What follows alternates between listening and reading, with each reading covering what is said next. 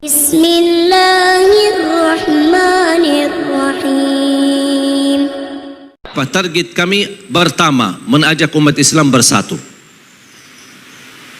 Yang sudah lalu, tidak perlu dipermasalahkan. Ayo kita membangun Indonesia bersama, menjaga NKRI kita, menjaga kebersatuan kita, menjaga kebersamaan kita. Ada perbedaan, ada.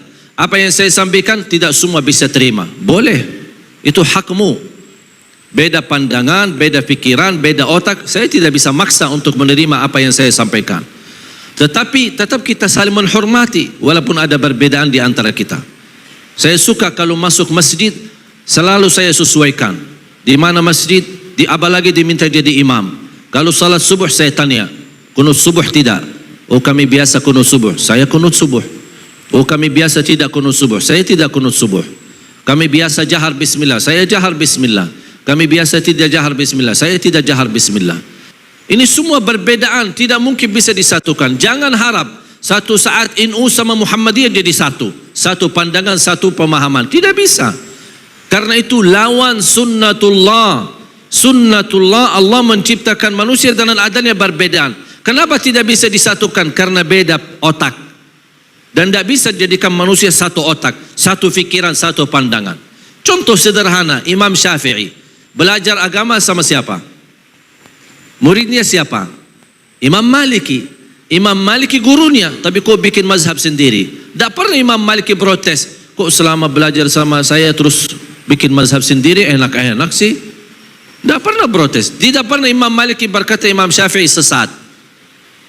Beda pandangan. Bahkan Imam Syafi'i sendiri punya dua pandangan, dua mazhab.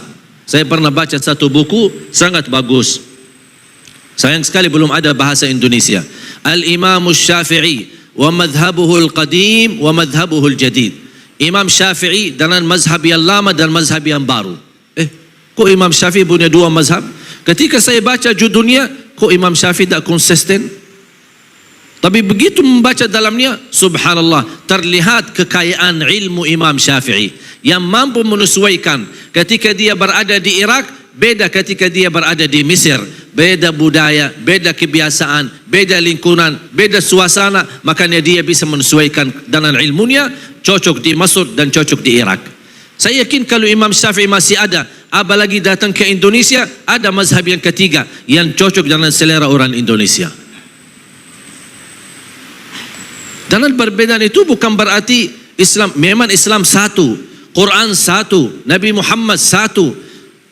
Apakah dasar Imam Maliki membawa agama Quran dan Sunnah? Dasarnya apa Imam Maliki? Quran dan Sunnah. Terus Imam Syafi'i apa dasarnya? Quran baru beda, Sunnah baru beda atau sama? Tapi kalau memang sama-sama membawa Quran, sama-sama bawa hadis, kenapa ada perbedaan? Bukan beda sumber agama, tetapi berbeda memahami isi Al-Quran. Yang terjadi beda pemahaman, bukan beda sumber agama. Mereka tahu semua kembali kepada sunnah, semua kembali kepada hadis, semua kembali kepada Al-Quran. Tapi memahami isi Al-Quran dan memahami makna hadis. Jangankan berbeda antara Imam Malik dan Imam Syafi'i, antara sahabat yang guru mereka adalah Nabi Muhammad sallallahu alaihi wasallam, yang mereka ahli bahasa Arab murni, yang memahami bahasa Arab, yang memahami isi Al-Quran, tidak perlu dijelaskan. Tetapi banyak hal terjadi berbeda pemahaman di antara sahabat, sedangkan Rasulullah SAW membawa satu perintah. Kisah yang masyhur, hadis yang masyhur, hadis kisah Yahud Bani Quraidah. Ketika Rasulullah SAW memerintahkan mereka, kalian salat asar di Bani Quraidah. Mereka salat zuhur sama Rasul, kemudian berjalan menuju menjalani tugas ke kampung Bani Quraidah. Apa perintah Rasul? Jangan kalian salat asar kecuali di Bani Quraidah. Kalian salat asar di kampung Bani Quraidah. Rombongan sahabat jalan, di tengah perjalanan masuk waktu asar. Tolong perhatikan kisah ini. Di waktu perjalanan masuk waktu asar, muncullah dua pemahaman. Satu berkata, saya kami mau salat asar di jalan karena sudah tiba waktunya. Golongan B berkata, mohon maaf, kami diperintahkan Rasulullah salat asar di kampung Bani Quraidah. Beda pemahaman. Mereka berdebat untuk saling menjelaskan.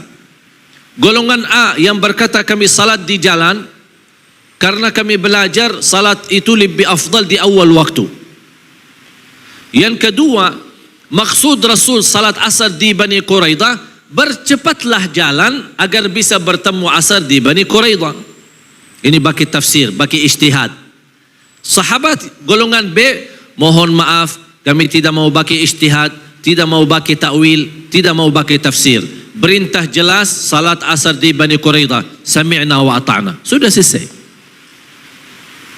Ini ijtihad, ini tidak mau bagi ijtihad. Ini bagi ta'wil, ini tidak mau bagi ta'wil.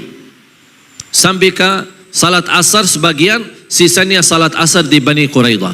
Ketika mereka sampai ke Bani Quraidah, sudah tiba waktu maghrib, sedangkan mereka belum salat asar. Salat asar qada, kemudian salat maghrib. Terjadi masalah, perbedaan. Mereka kembali kepada Madinah dan bertemu Rasul. Ya Rasulullah, terjadi silsilah perbedaan di antara kami. Ada yang salat di jalan, ada yang salat di kampung Bani Quraidah, padahal sudah masuk waktu maghrib. Yang benar yang mana ya Rasulullah? Rasul menjawab, dua-duanya benar. Dua-duanya benar. Semua berdakwah di Indonesia, insya Allah saya yakin semuanya niat baik untuk Indonesia. Silahkan Bapak Ibu belajar. Siapapun yang datang ke tempat kita, tidak usah tahu latar belakangnya. Tidak usah tahu dia tamat mana. Saya tidak peduli tamatan mana. Mau dia tamatan Madinah, mau dia tamatan Makkah, mau dia tamatan Mesir, mau dia tamatan Maroke, dia mau tamatan Sudan, mau dia tamatan Hadramaut, Darul Mustafa, atau dunia tamatan Al-Ahqaf, atau apa saja, saya tidak peduli. Saya peduli isinya saya dengar. Manfaat saya ambil, tidak bermanfaat saya buang. Dan tetap guru itu kita hormati. Dan justru semakin belajar dalam perbedaan, man kathura ilmuhu qalla inkaruhu, semakin banyak ilmu kita akan berkurang mengingkari perbedaan. Yang membuat kita tidak menerima perbedaan karena kita tidak belajar. Kita hanya belajar satu pihak, membenarkan diri, merasa diri benar, yang lain sesat. Nah, ini bahaya. Oleh karena itu jamaah sekalian, sangat penting dalam perjuangan kita harus mensatukan visi dan misi kita, menyatukan umat dan tujuan kita mewujudkan sejuta penghafal Al-Quran.